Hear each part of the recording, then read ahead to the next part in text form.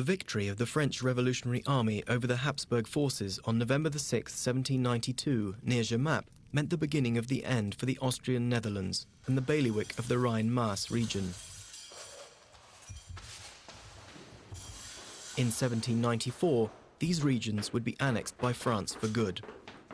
The knights and priests of the bailiwick of Biesen had already fled across the Rhine and moved further towards Munster and Vienna. The revolutionaries, who strongly turned against the aristocracy and the church, brought a huge wave of secularization with them.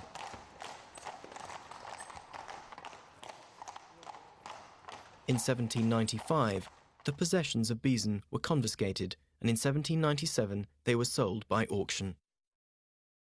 Guillaume Claes, who had already been siding with the French from the beginning, bought the domain of Alden Biesen. The former province commandery became a private property, a privatization that would germinate decay. The water castle would serve as the stately middle-class residence of the Claes family for more than 2 centuries, a complex they couldn't, of course, maintain properly.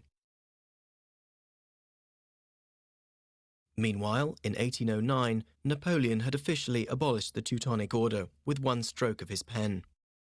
The institution only survived in Austria and the Habsburg patrimonial land. But there as well, the order gradually died down in the 19th century, until in 1929 a thorough reformation was carried out. For at that time the Teutonic Order was given renewed regulations and articles of association. It now only continued to exist as a purely ecclesiastical congregation with fathers, brothers, sisters and familiaries, now under the leadership of a Grand Master Priest, with Vienna as its residence. Only in the bailiwick of Utrecht the Teutonic Order still exists as a purely aristocratic, chivalrous institution.